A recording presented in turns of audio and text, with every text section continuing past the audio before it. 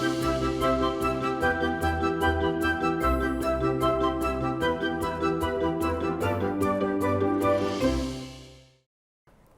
Hello money 9 में आप सभी का स्वागत है। मैं हूं सुमित और एक दिन की छुट्टी के बाद वापस भारतीय बाजारों ने आज कामकाज रिज्यूम किया है। हालांकि एक्सपायरी का दिन ज़रूर है, लेकिन भारतीय बाजारों में आज कोई वैसा एक्साइटमेंट नहीं है, कोई बहुत उतार चढ़ाव नहीं है, कोई बहुत वॉलेटिलिटी नहीं है। एक दायरे के अंदर ही मार्केट्स कामकाज कर रहा है।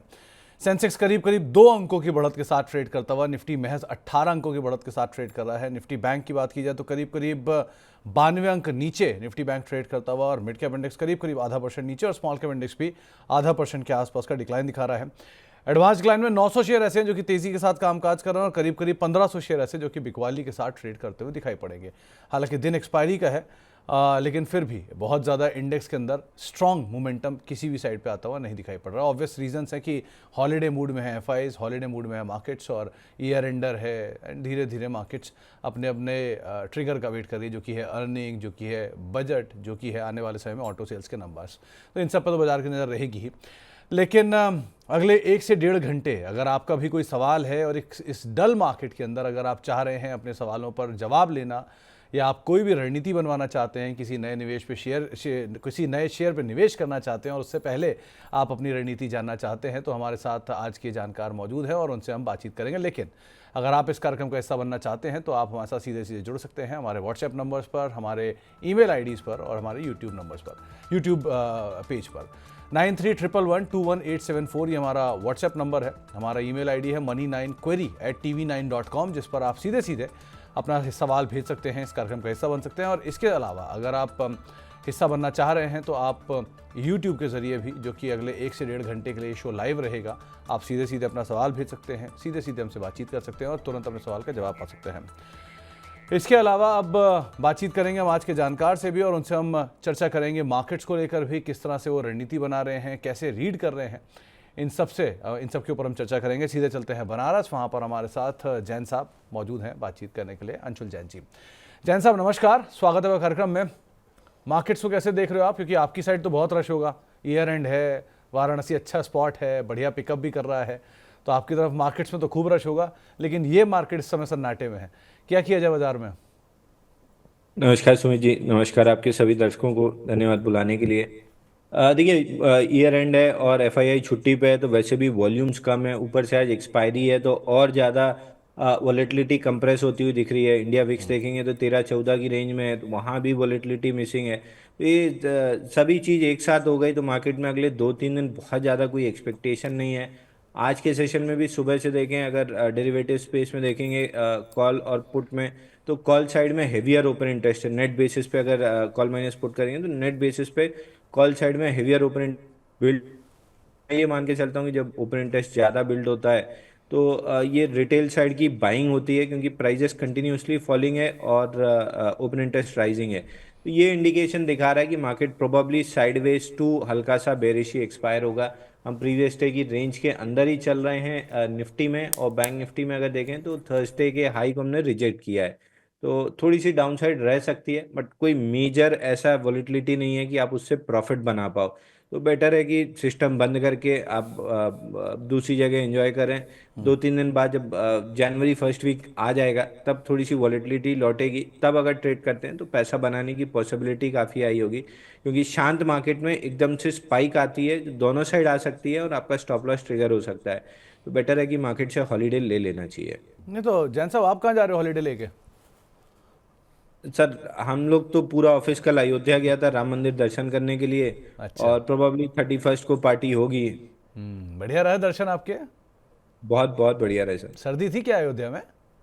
नहीं, अभी इस तरफ इतनी सर्दी आई नहीं है यूपी में, प्रोबेबली 27-28 के बाद आती है, लेकिन इस बार आई नहीं है अभी। हो सकता है 31 के बाद आए। चलिए, ध्यान रखिए, और बढ़िया एंजॉय किया आपने, अच्छी बात है। वैसे आपकी खुद की नगरी बहुत बढ़िया है, वहाँ पर भी बहुत ज़्यादा इस समय फ्लो होगा पैसे जो टूरिस्ट हैं उनका। खैर, अब जरा एक बार मिड कैप गेनर लूजर और मार्केट के निफ्टी के गेनर लूजर आपकी स्क्रीन पर आएंगे। कौन कौन से आज बाजार को सपोर्ट कर रहे हैं, कहाँ से खरीदारी है, कहाँ पर बिकवाली आते हुए दिखाई पड़ रही है। वैसे तो मार्केट में बहुत ज़्यादा कोई आज ट्रेड स्ट्रांगली हो नहीं रहा, लेकिन ऑटो सेल्स के नंबर से पहले मारुति, M&M, थोड़ी बहुत खरीदारी यहाँ पर है। अदानी पोर्ट, कोल इंडिया, यहाँ पर खरीदारी देखने को मिल रही है। गिरने वाले शेयरों की अगर बात की जाए तो आज एशियन पेंट्स फिर से दबाव में है, TCS, Tata consumer, HDFC bank, ये चारों के चारों नाम जो कि ऑलरेडी बड़े अंडर परफॉर्मर रहे हैं over a period of time, और आज फिर से ये दबाव के साथ कामकाज कर रहे हैं। निफ्टी के टॉप लूजर्स हैं। सीजी पावर आज मिड कैप के टॉप गेनर में शुमार है। Mazagon dock, Idea, Apollo Tyres, कुछ ऐसे नाम जहां पर मिड कैप में खरीदारी बनते हुए दिखाई पड़ रही है। अगर मिड कैप में कुछ गिरने वाले शेयरों की बात की जाए तो कमिंस इंडिया, बंधन बैंक, प्रेस्टीज एस्टेट और पेज इंडस्ट्रीज, ये कुछ ऐसे नाम हैं जहां पर मिड कैप में सबसे ज़्यादा आज के सत्र में गिरावट आते हुए दिखाई पड़ रही है। इसके अलावा आज स्मॉल कैप में इंटेलेक्ट डिज़ाइन बढ़िया तेज़ी में कामकाज कर रहा है और हाल फिलहाल में अच्छे अपमूव भी आए स्टॉक के अंदर। J&K बैंक, अंबार एंटरप्राइजेज और 5 स्टार फाइनेंस, ये कुछ ऐसे नाम हैं जहां पर थोड़ी बहुत खरीदारी आज के सत्र में देखने को मिल रही है। गिरने वाले शेयरों में Hindustan copper, Finolex cables, Tata Titagarh wagon और साथ साथ PVR आइनॉक्स, यहाँ पर कुछ हद तक आज के सत्र में प्रेशर आता हुआ दिखाई पड़ रहा है, जहां पर थोड़ा बहुत दबाव देखने को मिल रहा है। आज IT में थोड़ी बहुत बिकवाली है, रियल्टी में माफ़ कीजिएगा, थोड़ी बहुत बिकवाली। इसमें Prestige estate, brigade enterprises, Mahindra life, Phoenix limited, ये कुछ ऐसे नाम हैं जहां पर थोड़ी बहुत प्रॉफिट टेकिंग आज के सत्र में कंटिन्यूसली देखने को मिल रही है। जैन साहब, दो नाम, एक तो मारुति और दूसरा टाटा मोटर्स, इन दोनों में क्या करना चाहिए? आज मारुति में खरीदारी है और टाटा मोटर बहुचर्चित है लेकिन साल के लोस पे खड़ा है, क्या किया जाए? देखिए, टाटा मोटर्स तो मनी 9 पे 1065 पे जब फील्ड ब्रेकआउट आया था तब से हम इस पे सेल के लिए मेंटेन करके रखे हैं। 921, 850, 771 और 659, ये चार टारगेट थे। 659 आते हुए दिख रहा है। पुल बैक में 771 का जो सपोर्ट टूटा है, मे बी उसको रीटेस्ट करने जा रहा है। तो 771 के अराउंड अगर किसी के पास है तो एक बार लोअर लेवल से अगर बाई किया तो प्रॉफिट बुक कर सकते हैं। मेजर सपोर्ट इसका 659 पे है, वहाँ पे लॉन्ग टर्म इन्वेस्टर्स के लिए एक्यूमुलेशन की जोन खुलेगी। लॉन्ग टर्म इन्वेस्टर्स जो वेट कर रहे हैं टाटा मोटर्स लेने के लिए, उनके लिए 659 आइडियल प्राइस है। जिन्होंने ऊपर ले रखा है उनके लिए एवरेज करने के लिए एक आइडियल प्राइस है 659। वहीं मारुति में 10,700 का लेवल हम काफ़ी समय से बता रहे हैं कि 10,700, 11,453 की रेंज में है। बिल्कुल रेंज के लोअर एंड पे आगे क्लोज किया था, आज के सेशन में रिवर्सल कर रहा है। मंथली वीवैप 11,120 पे वहाँ तक जा सकता है, but eventually down the line 2-3 महीने में मेरे को लग रहा है कि 11,700 तोड़ के ये एक बार 9,650 तक आएगा। वो जोन हो जाएगी लॉन्ग टर्म इन्वेस्टर्स के लिए बहुत बेहतरीन एक्यूमुलेशन के लिए। तो अगर आप लॉन्ग टर्म के लिए एक्यूमुलेट करना चाह रहे हैं तो थोड़ा सा और 2-3 महीने का समय दीजिए। 9,650 में आपको मारुति लेने का मौका जरूर मिलेगा। चलिए, तो मारुति 9,650, 10,000 के नीचे आपको लेने का मौका मिलेगा, ऐसा जैन साहब का मानना है। सो आप थोड़ा सा वेट कर सकते हैं यहाँ पे। अब शुरुआत करते हैं सवाल जवाब के सिलसिले की, और बहुत सारे सवाल आ रहे हैं, तो ज़रा मनीष खन्ना साहब के सवाल के साथ शुरुआत करते हैं। शुक्रिया खन्ना साहब, पहले तो हौसला अफजाई के लिए। और हीरो मोटोकॉर्प इन्होंने खरीदारी कर रखी है, 30 शेयर हैं, 4,000 रुपये के दाम पर खरीदारी है। क्या करना चाहिए जैन साहब? मुनाफे में बढ़िया। देखिए, हीरो मोटोकॉर्प में थोड़ी सी ज़्यादा यहाँ पे डाउन साइड दिख रही है। 4,137 आते हुए दिख रहा है और 4,137 टूटता है तो इसका बड़ा बेस ब्रेकआउट आया था 3,200 रुपये में, जहाँ से 6,000 तक रैली किया था। तो फिर ये 3,200 रुपये तक नीचे आ सकता है। आई वुड सजेस्ट कि अगर आपको टू व्हीलर स्पेस में रहना ही है तो TVS मोटर वे बेटर लग रहा है, वहाँ पे निवेश कर सकते हैं क्योंकि करेक्शन भी उसमें कम रहा है तो अल्फा जनरेट कर रहा है। या बेटर है कि आप 659 के अराउंड टाटा मोटर्स में शिफ्ट कर लीजिए, क्योंकि रिवर्सल में सबसे तेज अगर कोई चलेगा तो मारुति, उसके बाद टाटा मोटर्स, और स्ट्रेंथ बाई कर रहे हैं तो TVS मोटर। हीरो मोटोकॉर्प और बजाज ऑटो, ये ऑटोज में on the weaker side trade कर रहे हैं। तो इन 3 स्ट्रॉन्गर स्टॉक्स में से किसी एक में भी आप सेलेक्ट करके एंटर कर लेते हैं तो आप जल्दी से यहाँ से जो कैपिटल एप्रिसिएशन है वो ज़्यादा अच्छी होगी आपकी। आइशर मोटर एक बेहतर विकल्प है, वैसे भी वैल्यू वाइज इस समय आइशर मोटर ज़्यादा सस्ता है। अगर आप हीरो मोटोकॉर्प और आइशर को कंपेयर करें तो हीरो के पी फिर भी थोड़ा कम है, लेकिन अदरवाइज एक बड़ा कंसोलिडेशन पूरा हुआ है आइशर में और वहाँ पर वैल्यू भी अच्छी दिखाई पड़ेगी आपको। एक पराग मित्तल साहब का सवाल है, इनके पास 12,000 शेयर हैं PC ज्वेलर्स के, करीब 14 रुपये 70 पैसे के दाम पर खरीदारी कर रखी है। इनका 2 साल का नज़रिया है। जैन साहब, PC ज्वेलर रोज़ ही एक ना एक सवाल आता है इस पर, और ये हाल फिलहाल में बढ़िया तेज़ी दिखा भी चुका है, करना क्या चाहिए इसमें? देखिए, अगर आपका नज़रिया 2 साल का है तो बिल्कुल PC ज्वेलर्स होल्ड करके रखना चाहिए। आपको कहीं भी 40-42 रुपए के आसपास के रेट मिल जाएंगे। शॉर्ट टर्म ट्रेडर्स के लिए एक फेल्ड ब्रेकआउट रहा है 18.69 पे, ऑलमोस्ट उसका लॉन्ग लिक्विडेशन का टारगेट भी कंप्लीट हो चुका है। तो अब यहाँ से साइडवेज कंसोलिडेशन में ज़्यादा जाते हुए दिख रहा है, बट 2 साल का नज़रिया है तो बिल्कुल 40 रुपए के स्टॉप लॉस, 40 रुपए के टारगेट से होल्ड कर सकते हैं। 40 रुपये के टारगेट्स के लिए आप यहाँ पर होल्ड कर सकते हैं। एक मोहित जी का सवाल है, आयरेडा पर 500 शेयर इन्होंने खरीद रखे हैं 240 रुपये के दाम पर। करना क्या चाहिए? अच्छा, दूसरा इनके पास रिलायंस भी है, शायद 200 शेयर हैं 1237 रुपये के दाम पर। तो रिलायंस और आयरेडा, इन दोनों में करा क्या जाए? देखिए, एर्डा में तो आप लॉन्ग टर्म के लिए यहाँ पे बाई करके रख सकते हैं। शॉर्ट टर्म ट्रेडर्स के लिए कोई अपॉर्चुनिटी नहीं है। लॉन्ग टर्म ट्रेडर्स यहाँ पे एक्यूमुलेट करके छोड़िए, 1.5-2 साल का अगर समय देते हैं तो कहीं भी 400 प्लस तक के टारगेट मिलेंगे।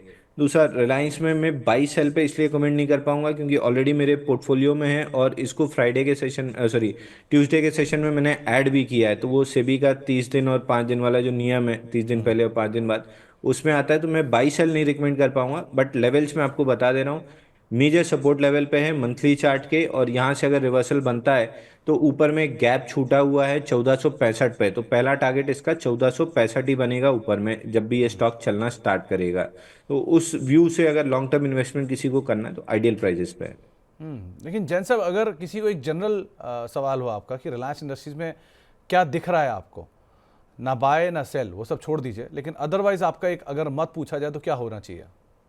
देखिए, रिलायंस में मंथली चार्ट पे ऑलमोस्ट 26 महीने का एक बेस ब्रेकआउट था, जो कि आया था दिसंबर 2023 में। उसको रीटेस्ट करने ये नीचे आया है और 6 महीना कंटिन्यूस डाउन मूव हो गई है। रिलायंस में कभी भी 6 कंटिन्यूस मंथली डाउन कैंडल नहीं बनी है। ये ऑलमोस्ट पहली बार दिख रहा है जितना चार्ट मेरे पास है। वीकली चार्ट पे जरूर 8-10 डाउन बार आती थी, और जब भी ऐसी बार आती थी 42% की रैली आती थी रिलायंस में। तो अगर 6 महीना 6 कंटिन्यूस डाउन कैंडल है मंथली चार्ट पर, वो भी मेजर सपोर्ट रिटेस्ट कर रहा है, तो यहाँ से आइडियली जो टारगेट बनता है वो डबल का बनता है, और इसको अचीव होने में 18 से 24 महीने का समय लगेगा। तो इसी व्यू के हिसाब से मैं रिलायंस लेके अपने लॉन्ग टर्म पोर्टफोलियो में भी यहाँ पे इस प्राइजेस पे ऐड कर रहा हूँ। तो मेरे हिसाब से स्टॉक डबल होते हुए दिखेगा।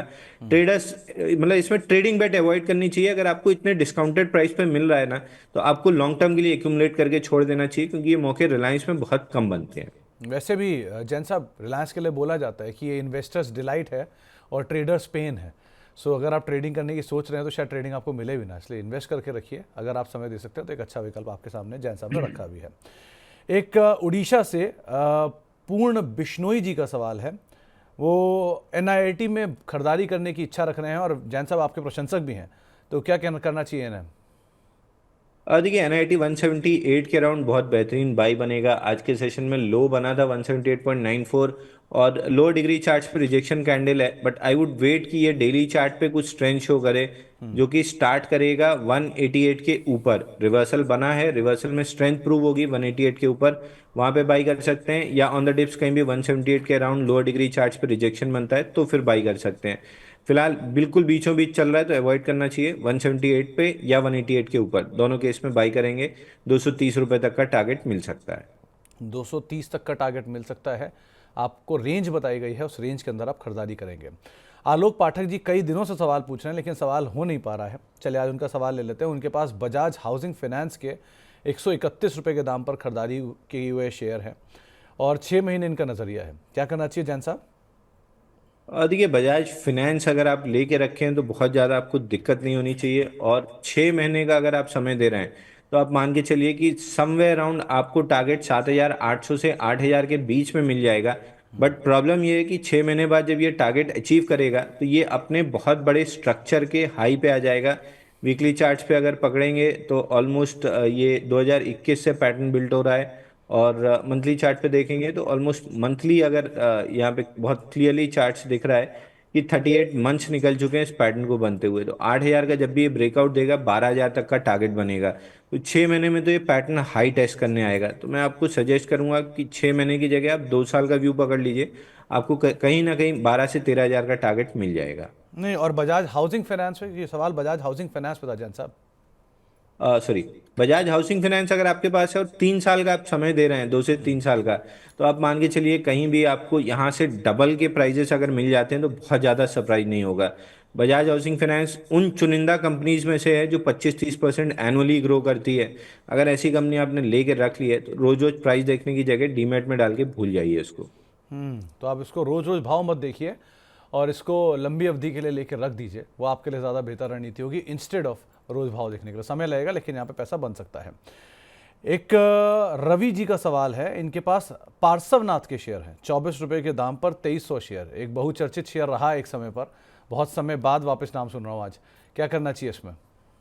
देखिए इसमें कुछ टर्न अराउंड आया था और उसके बाद एक पैटर्न का ब्रेकआउट है, बट प्रॉब्लम इस स्टॉक के साथ वही है कि अपर सर्किट और लोअर सर्किट में चलता है, निकलना मुश्किल हो जाता है। 139 वीक्स का cup and handle pattern breakout है, बड़े वॉल्यूम से ब्रेकआउट है, कंटिन्यूस अपर सर्किट गया था और अब कंटिन्यूस लोअर सर्किट आ रहा है। तो रीटेस्ट में अराउंड 21 के अराउंड आप रिस्क लेना चाहें तो लॉन्ग कर सकते हैं। स्टॉप लॉस आपका बनेगा 18 रुपये और ऊपर में टारगेट बनेगा 40 रुपये।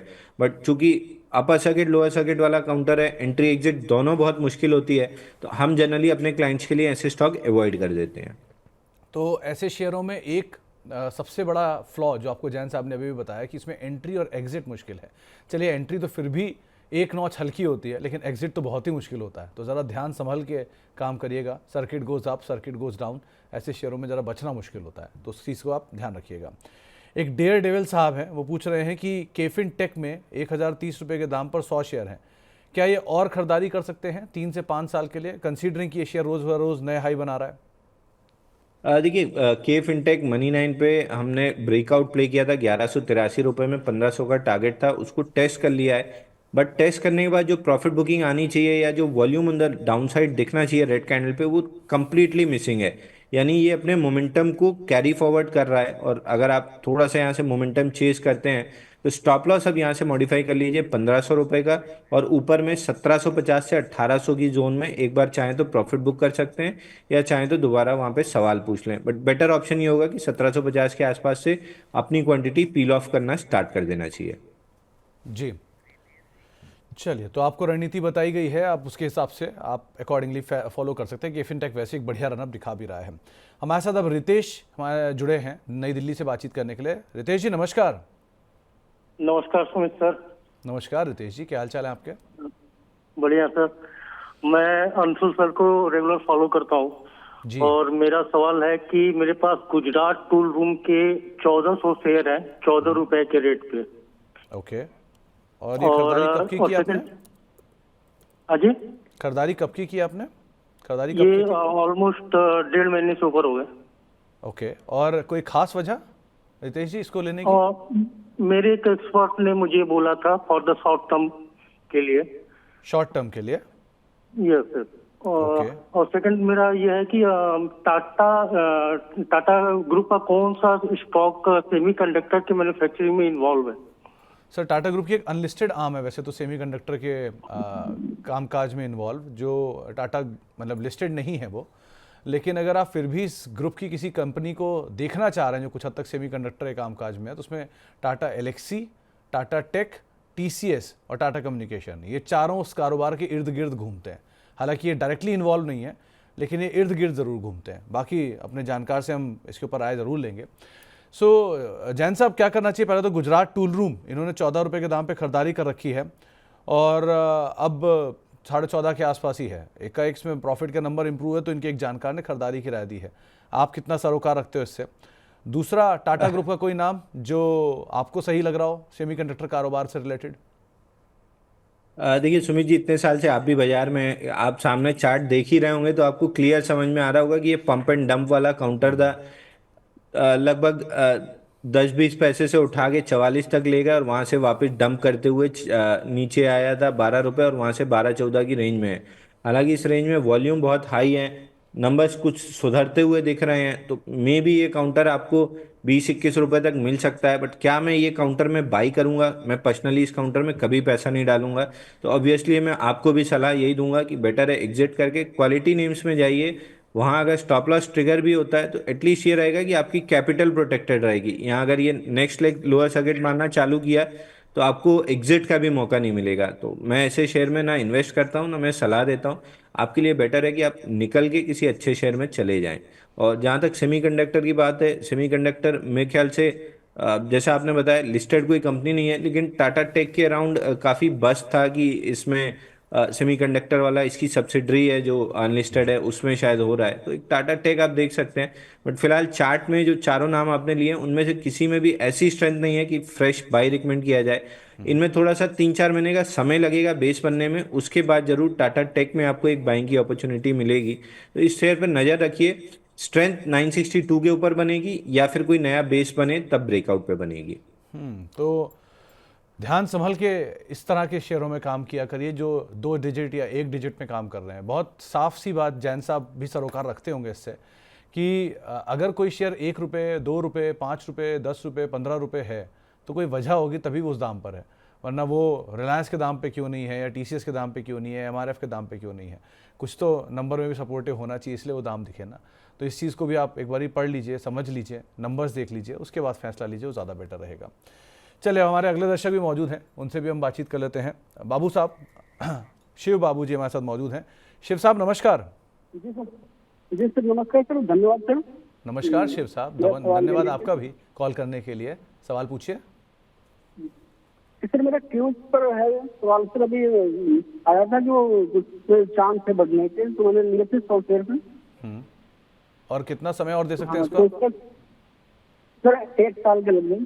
1 साल दे सकते हैं, ओके। जी। तो जैन साहब क्या करना चाहिए? इनके पास क्वेस्ट कॉप के शेयर हैं, 100 शेयर हैं, 716 रुपये के दाम पे खरीदारी है। एक समय चला, फिर रुक गया, फिर हाइबरनेशन में रहा, फिर चला, फिर हाइबरनेशन में है। क्या किया जाए अब?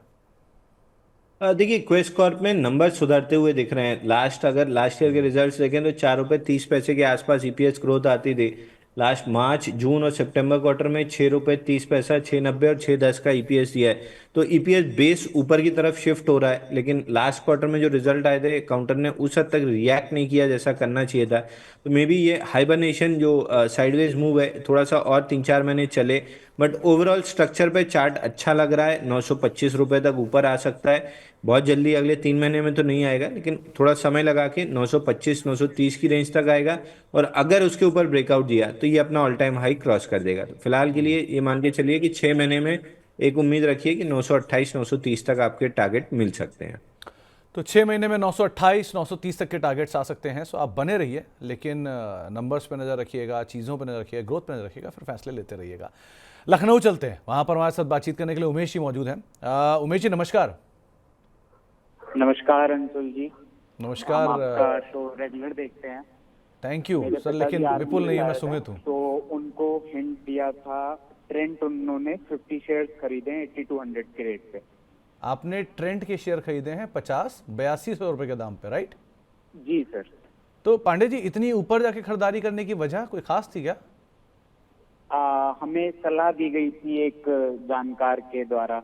ओके, तो आपने छोटी अवधि के लिए लिया है या लंबी अवधि के लिए? नहीं, हम लंबी अवधि के लिए इसे रख सकते हैं। ओके।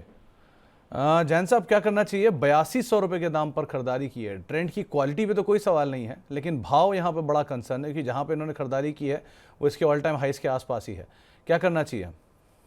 देखिए, एग्जैक्टली आपने वही चीज़ कही जो मैं कहना चाह रहा था कि क्वालिटी में कोई डाउट नहीं है, लेकिन भाव जो है ना, आपने बहुत ऊपर ले लिया है। 78 महीने में 500% रैली की, 78 हफ्तों में ये 523% रैली किया था और बिल्कुल पीक पे जाके आपने लिया है। तो यहाँ से अगर करेक्शन स्टार्ट हो चुका है, ये अगर फॉलो थ्रू मूव लेता है तो 5450 रुपये तक ये काउंटर नीचे आ सकता है। और उसके बाद 2-3-4 साल लगाएगा ये नया बेस बनाने में, क्योंकि जिस एक्सपेक्टेशन, जिस अर्निंग्स के उस पर चला है, ऑलरेडी 3-4-5 साल आगे, 4 साल आगे तक की फॉरवर्ड अर्निंग डिस्काउंट हो चुकी है काउंटर में।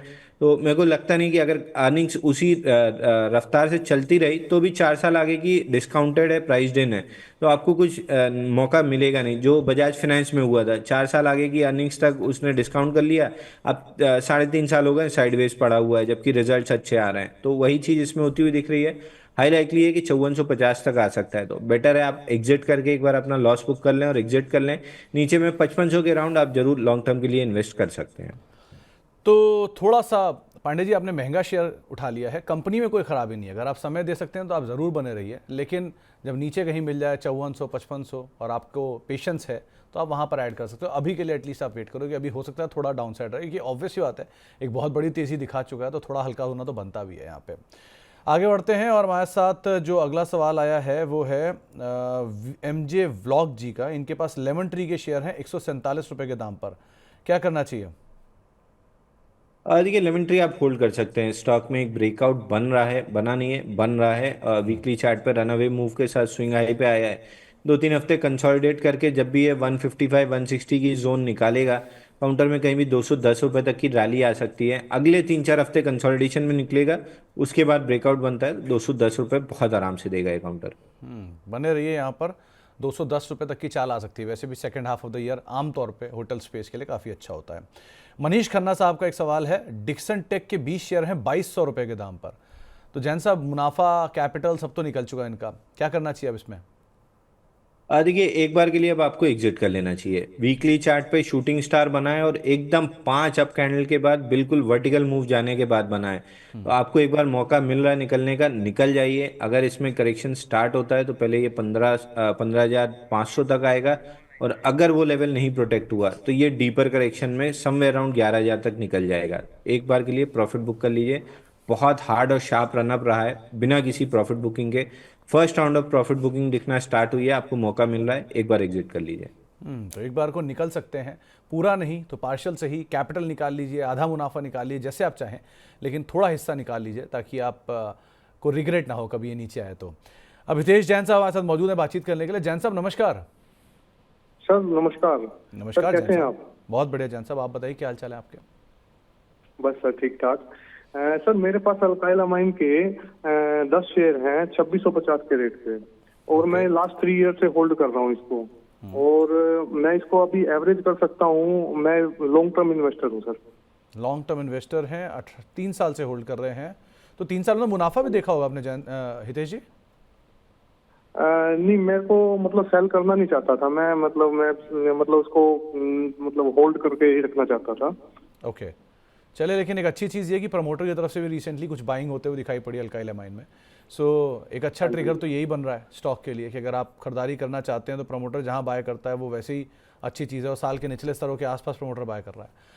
सो जैन साहब, क्या करना चाहिए इन्हें? अल्काइल अमाइन के अंदर करीब खरीदारी तो ऊपर के लेवल की है, शेयर साल के निचले स्तरों के आसपास है, प्रमोटर एक्टिव हुआ है यहाँ पे, क्या कराए? देखिए, बाइंग क्लाइमेक्स वाले शेयर से क्यों निकलना चाहिए, इसका आइडियल एग्जांपल एक और ऐड कर लेते हैं लिस्ट में, अल्कलमीन। यहाँ पे नॉन स्टॉप रैली रही थी, 4600 पे बाइंग क्लाइमेक्स हुआ। ऑलमोस्ट मंथली चार्ट पे देखेंगे 21 महीने में काउंटर 1360% चला था, बाइंग क्लाइमेक्स हुआ। वहाँ से ऑलमोस्ट 80% काउंटर डाउन है, 50% तो फटाफट तोड़ दिया था, उसके बाद साइडवेज है। अब जो चीज़ इनके लिए अच्छी है वो है पिछले 4 क्वार्टर में ऑलमोस्ट 20-25% की ईपीएस राइज है, सेल्स इंक्रीज हो रही है, और मार्जिन जो है 14% के आसपास बनी हुई है। और एक चीज़ आपने भी बता दी कि प्रमोटर बाइंग दिख रही है, तो अब जाके इस काउंटर में जो पूरा जो प्रेशर था वो निकल गया है, और अब कुछ अपसाइड बन सकती है। तो आपका रेट आपको मिल जाएगा 2800 रुपये तक ये काउंटर रैली कर लेगा। 2800 के पास वापस से रिविजिट करेंगे कि ये ऊपर जा रहा है या साइडवेज जाके रेंज बनाएगा। फिलहाल यहाँ से 2800 रुपये के टारगेट आपको मिल जाएंगे। तो आप थोड़ा थोड़ा यहाँ पर खरीदारी कर सकते हैं, थोड़ा थोड़ा बने रह सकते हैं। 2800 और आपके ऊपर के दाम जो खरीदारी के दाम है उसके ऊपर के दाम आपको आते हुए दिखाई पड़ सकते हैं। सो इस लिहाज से आप यहाँ पे ज़रूर बने रहिए। आगे बढ़ते हैं और कुछ और सवालों में एक सवाल आया है प्रवीण जी का। इनके पास सिनकॉम फॉर्मुलेशन के शेयर हैं, 224 शेयर हैं 22 रुपये के दाम पर। जैन साहब, अगर आप ट्रैक कर पा रहे हैं तो क्या करना चाहिए इन्हें? सर, ये काउंटर हमने अपने क्लाइंट्स को 18 रुपये में बाय रिकमेंड किया था जब इसमें कप कैंडल पैटर्न का ब्रेकआउट आया था। फटाफट 15 दिन में ये काउंटर 18 रुपये से 28 रुपये गया था, उसके बाद से कम्प्लीटली साइडवेज है। नंबर्स इसके अच्छे आ रहे हैं, लास्ट 2 क्वार्टर में अच्छे नंबर थे, इसलिए हमारी वॉच लिस्ट में भी आया था। फिलहाल के लिए 18 रुपये 90 पैसे तक ये नीचे आ सकता है, उस जोन में ये वापस से अपना बेस बनाना स्टार्ट करेगा। नेक्स्ट लेग में कहीं भी 30-32 रुपये तक की अपसाइड दिखाएगा। तो एक बार के लिए पेन है, थोड़ा सा और झेल लीजिए, 1890 तक ये रीटेस्ट करके वापस से अपमूव दे देगा। 1890 के आसपास थोड़ा सा रीटेस्ट करेगा अपने प्रेशर को, उसके बाद वापस घूम जाएगा।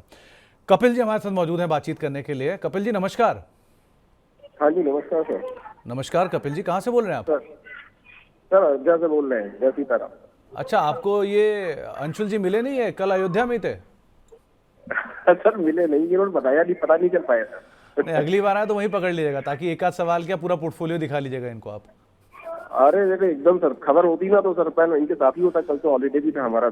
हाँ, वहीं पे ये अयोध्या मंदिर के आसपास ही कहीं आपको दिखेंगे अगली बार फिर। हाँ सर, मैंने सुना कि आए हुए थे, अच्छे दर्शन हुए इनके, बढ़िया रहा। और बहुत अच्छा लगा सर, अयोध्या काफी अच्छा विकसित भी हो गया है। हाँ, आप भी जाइए भविष्य में कभी दूसरी जगह बनारस है जहाँ पे खुद रहते हैं। जी जी जी सर, जी सर। अच्छा अंशुल जी, क्या सवाल है आपका?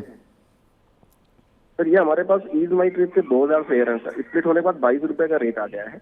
ठीक है। और सर ये लॉन्ग टर्म व्यू है हमारा, अभी तो इसे होल्ड कर सकते हैं। वैसे लिस्ट तो हमारी सर बड़ी है, अगर समय हो तो एक दो सर एक हरक्लिस 5 पे सर हमें ज्यादा समझना था कि स्प्लिट हो गया है क्या हो गया, क्योंकि 600 के ऊपर की बाइंग थी, अभी हमारी इसकी 326 आ गई है और अभी इससे कोई शेयर भी क्रेडिट नहीं हुए हैं। और सुन रहा था इसमें कुछ स्प्लिट वगैरह हुआ है या बोनस शेयर मिलने हैं, हमें कुछ सर इसके बारे में कोई आइडिया नहीं लग पा रहा है। न्यूज मतलब एक परफेक्ट न्यूज नहीं मिल पा रही इसके विषय में। तो पहली चीज़ तो ये बताइए कपिल जी कि ईज माई ट्रिप आपने जो खरीदारी की थी, ये अयोध्या टूरिज्म को देख के खरीदारी की थी क्या? सर टूरिज्म बढ़ा हुआ है, सुना हुआ था, अंशुल जी का भी सुना हुआ था। तो टूरिज्म को देखते हुए सर लॉन्ग टर्म व्यू है हमारा, कोई जल्दी नहीं है, इसको हम लॉन्ग टर्म होल्ड भी कर सकते हैं। तो देखते हुए कि एक अच्छा सा स्कोप भी दिख रहा था। दूसरा ये सर एवी सेक्टर्स में भी शायद जा रहा था, इन्होंने पहल की हुई थी, न्यूज इस तरह की थी। तो ये स्प्लिट होने के बाद 1000 से 2000 हो गया हमारा, पहले स्प्लिट से पहले 1000 थे हमारे पास। अच्छा, तो ये तो आपका पहले का सवाल का एक हिस्सा था। अब दूसरा सवाल जो आपने पूछा हरकुलिस होस्ट, दरअसल इसमें एक स्पिन ऑफ है, एक कारोबार का डीमर्जर है और डीमर्जर की वजह से शेयर आपको कम दिख रहे हैं। इस कारोबार में जो उन्होंने डीमर्जर किया है वो आपको उसके शेयर हरकुलिस होस्ट का एक मैन्युफैक्चरिंग और इन्वेस्टमेंट बिजनेस जो है उसको डीमर्ज किया गया है, जिसमें हरकुलिस होस्ट और IML ये दो कारोबार को डीमर्ज किया गया है। बोर्ड ने 23 सितंबर को इसका एक अप्रूवल दिया था। तो आपके पास अगर ये शेयर उस समय से पहले से होंगे या रिकॉर्ड डेट पर रहे होंगे, जो रिकॉर्ड डेट इसकी थी वो करीब करीब 11 अक्टूबर के आसपास थी। सो अगर उस तारीख तक आपके पास शेयर होंगे तो आपको वो शेयर ज़रूर मिलेंगे। तो ये एक बार ये आप देख लिया कि 11 अक्टूबर के पास आपके पास खाते में शेयर थे कि नहीं थे। अगर थे तो आप कुछ समय रुकिए, आपको शेयर अलॉट हो जाएंगे, डीमर्ज वाले भी। अब रही बात दोनों के चार्ट्स की और दोनों के बाकी कहानियों की, वो आपको जैन साहब बताएंगे। जैन साहब, इजी माई ट्रिप इन्होंने खरीदारी कर रखी है, एक शेयर ये है और दूसरा हरकुलिस होस्ट एडजस्टमेंट भी है, सो उससे शेयर उसकी वजह से भी नीचे आया है। दोनों में क्या राय रखते हैं आप? देखिए, ईज माई ट्रिप आईपीओ के बाद से कंटिन्यूसली रैली रही थी और पीक आउट हुआ था 21 नवंबर 2022 को, तब से कंटिन्यूएशन मोड में है। नंबर्स भी उतने पॉजिटिव नहीं आ रहे हैं जितने लास्ट ईयर तक आ रहे थे। पिछले 5 क्वार्टर में आप देखेंगे तो ईपीएस ग्रोथ नीचे ही की तरफ बनी रही है। हालांकि मार्जिन इनकी ठीक रही है, लेकिन सेल्स में भी डी ग्रोथ ही आया है। 140 से 160 3 क्वार्टर मेंटेन किया और वापस 144 करोड़ पे आ गया है।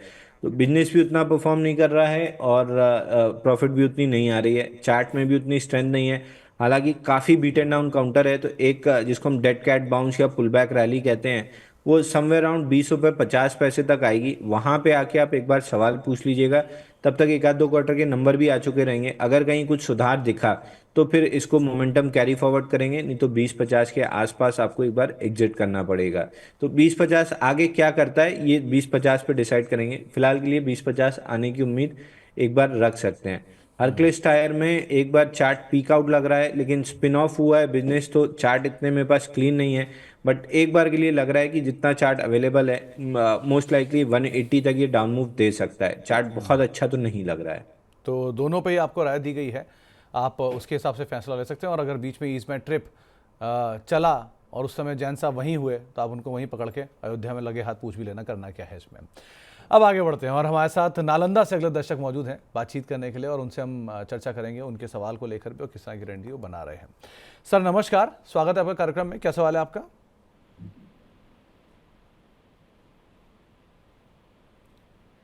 ब्रिजेश जी, आपको आवाज़ आ रही है? चलिए, शायद उनका संपर्क टूट गया है। इनका जो सवाल है वो आप स्क्रीन पर देखेंगे। ब्रिजेश जी पूछ रहे हैं कि उनके पास त्रिवेणी टरबाइन के 100 शेयर हैं, 830 रुपये के भाव पर इनकी खरीदारी है, क्या करना चाहिए जैन साहब इन्हें? देखिए, त्रिवेणी टरबाइन भी काफ़ी समय काउंटर में अच्छी मूव दिखी। लास्ट क्वार्टर में रिजल्ट भी इन्हें इम्प्रूव किया, लेकिन प्रॉब्लम चार्ट में ये रही है कि ब्रेकआउट आया था 842 का, जो फेल हुआ, रीटेस्ट हुआ। ऑलमोस्ट आइडेंटिकल चार्ट है टाटा मोटर्स जैसा, जो 1065 पे टाटा मोटर्स कर रहा था, ये 840 के आसपास कर रहा है। तो एक बार लॉन्ग लिक्विडेशन में 618 रुपये अगर आ जाता है तो बहुत ज़्यादा मेरे को सरप्राइज नहीं होगा। तो आपको रैली इसमें कहीं भी 780 से 800 के बीच में मिल जाता है तो बेटर है एग्जिट कर लीजिए। नीचे 613 रुपये का पहला टारगेट दिख रहा है। राहुल जी हमारे साथ मौजूद हैं चेन्नई से बातचीत करने के लिए। राहुल जी नमस्कार। हाँ नमस्कार सर। नमस्कार राहुल जी, क्या सवाल है आपका? सर मेरा सवाल बुल्स इंडिया के ऊपर है। मैंने 98 के भाव में 200 शेयर खरीदे हैं, वही 2021 में मैंने खरीदे हैं। और जब मैंने बाई किए थे तब टॉप लाइन 1500 करोड़ थी, अभी लगभग 3000 करोड़ है। आप देखोगे तो 3 साल में 33% ग्रो किया है और इनका ऑपरेटिंग मार्जिन भी इम्प्रूव हो रहा है, बट इतना नहीं जितना रेवेन्यू पे हो रहा है। और इन्होंने जनवरी 24 में QIP भी किया है सर 200 करोड़ का, इसमें से आधे से ज्यादा तो वो अपना कुछ आइटम थे उन्हें बॉटलनेक के लिए लगाया एक्टिविटी के लिए और कुछ वर्किंग कैपिटल के लिए। कुछ एक अमाउंट इन्होंने अपनी एक न्यू सब्सिडरी ओपन की है जो अगस्त 2023 के अंदर में की है, जिसका कारोबार डिफेंस और एरोस्पेस के अंदर में होगा। और कंपनी की अगर आप होल्डिंग अभी देखें तो 55% प्रोमोटर के पास है। नहीं तो राहुल जी आप पूछ रहे हो कि बताना चाह रहे हो?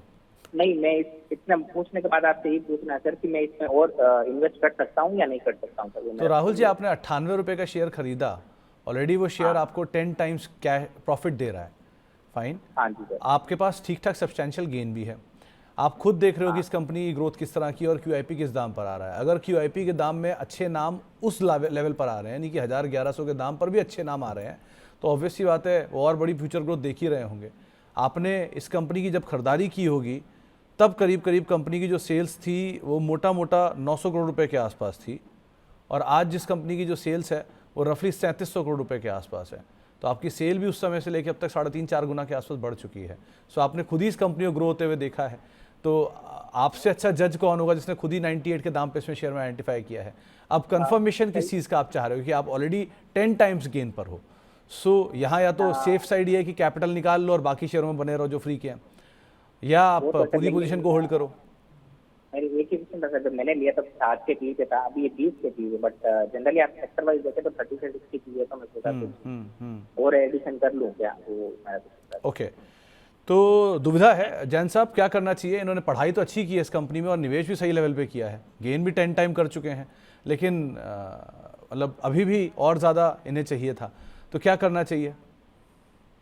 देखिए राहुल जी के लिए मेरे पास एक जवाब है गुड लक पे। चार्ट फिलहाल के लिए वीकली चार्ट पे एक फील्ड ब्रेकआउट लिया है ऊपर में 1200 का, लॉन्ग लिक्विडेशन में कहीं भी 830-840 रुपए आते हुए दिख रहा है। तो अपने हिसाब से आप रिस्क मैनेज कीजिए, क्योंकि आप लॉन्ग टर्म इन्वेस्टर समझ में आ रहा है और मेरा जनरली व्यू ट्रेडिंग के हिसाब का होता है। अनलेस चार्ट में बहुत बड़ी कोई अप ट्रेंड बेस से दिख रही हो तब मैं 2-3 साल के लिए रिकमेंड करता हूँ। तो फिलहाल मेरे को 840 आते हुए दिख रहा है, उस जोन में शायद ये रेंज का बॉटम बना लेगा और ऊपर चलेगा। दूसरी चीज़, आप इतनी स्टडी करते हैं, ये देख के अच्छा लगा कि रिटेल इन्वेस्टर भी अब धीरे धीरे स्टडी कर रहा है। और तीसरा सवाल मेरा था राहुल जी से कि आप हमेशा इतनी तेज तेज बात करते हैं क्या? मैं आधी चीज़ तो स्किप भी कर गया।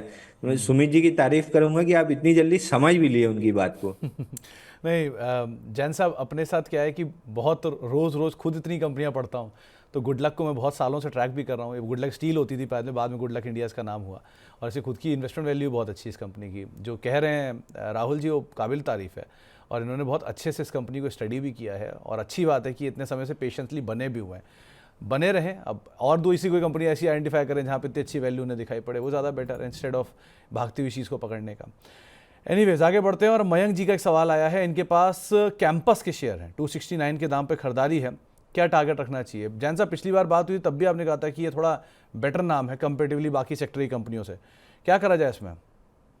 देखिए कैंपस के फाइनली रिजल्ट भी सुधरते हुए दिख रहे हैं। जो इसमें चार्ट पैटर्न अच्छा बना हुआ था, सब चीज़ अच्छी थी, बस एक ही चीज़ मिसिंग हो रही थी कि रिजल्ट इसके बहुत अच्छे नहीं आ रहे थे। अब रिजल्ट भी ठीक ठाक आना स्टार्ट हुए हैं, तो मेरे ख्याल से अब ये स्टॉक चलना स्टार्ट कर देगा। ऑपरेटिंग मार्जिन हल्की सी गिरी है, लेकिन ओवरऑल इनका EPS ग्रो हुआ है, तो उस हिसाब से वापस से स्टॉक में रिन्यूड स्ट्रेंथ दिखनी चाहिए। एक छोटा कप एंड हैंडल पैटर्न भी दिख रहा है, जिसका ब्रेकआउट 310 पे है, टारगेट बनेगा 370-380 रुपए का।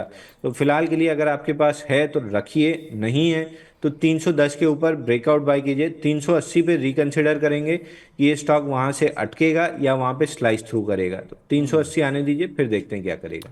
चलिए 380 आने दीजिए, उसके बाद देखा जाए क्या करना चाहिए। सत्य प्रकाश जी हमारे साथ दिल्ली से मौजूद है बातचीत करने के लिए। सत्य प्रकाश जी नमस्कार, सवाल पूछिए। नमस्कार सर। नमस्कार जैन सर को भी नमस्कार, सुमित जी आपको भी नमस्कार। नमस्कार सत्य प्रकाश जी, नमस्कार। क्या सवाल है आपका सर? हाँ सवाल सर, मेरे पास वेदांता है 200 शेयर 468 के भाव के। ये कब से खरीदारी की आपने? ये सर हो गए 2-2.5 महीने। और जैन साहब ने बताया था कि इसमें ब्रेकआउट है 520 तक और 25 तक गया था, बेचा नहीं इनको जैन साहब को सुन के ही। तो और उसमें तो एकदम डाउन फ्लो हो गया। तो कोई बात नहीं, अब आप ये बताइए कि अब आपका नजरिया क्या है? जो हो गया उसमें तो क्या ही कर सकते नजरिया सर मतलब ज्यादा नहीं है, 2-3 महीने का ही है मैक्सिमम। ओके, तो 8 रुपए तो आपको डिविडेंड भी आया होगा ना अभी मेरे ख्याल से, परिहार हाँ साहब? वो तो खैर अभी अकाउंट में तो नहीं आया, पर वो डिविडेंड आएगा। हाँ, तो वो 8 रुपए भी तो जोड़िए ना, गेन में आपके साथ वो भी है मतलब जो कम हुआ है उसमें 8 रुपए कम कर लीजिए। और लेकिन सर 60 रुपए कम हो गया, 20 अभी कुछ दिन पहले 20-25 तक पड़ गया। चलिए बहुत बढ़िया। जैन साहब क्या करा जाए, आपकी कहने पे उन्होंने खरीदारी की, मुनाफा दिखा भी, बुक नहीं किया वो बात अलग है, लेकिन अब क्या करना चाहिए ना? देखिए, अगर आपका नजरिया ट्रेडिंग का था तो मैं बार बार कह रहा हूँ कि अब वेदांता के बाद अब हिंडाल्को का नंबर चलने का आया है, तो आपका ट्रेडिंग की बेट हिंडाल्को और उसके बाद टाटा स्टील में होनी चाहिए, ना कि वेदांता में। वेदांता में अभी भी पैटर्न बेहतरीन बना हुआ है। अगर 6 महीना 1 साल का समय दे रहे हैं तो यहाँ से आराम से 600 करीब के आपको टारगेट मिल जाएंगे। और इसकी जो कॉपर प्लांट जो स्टार्ट हुआ है उसका भी धीरे धीरे टर्न अराउंड इफेक्ट दिखना स्टार्ट होगा। तो अब वेदांता इन्वेस्टर के लिए, जिसको करीब करीब 1 साल का समय जो दे सकता है, उनके लिए वेदांता बहुत बेहतरीन दिख रहा है। जिनको ट्रेडिंग बेट लेना है अगले 1 हफ्ते से लेके 1 महीने से 3 महीने का जिनका व्यू है, उनको हिंडाल्को और टाटा स्टील में शिफ्ट करना चाहिए।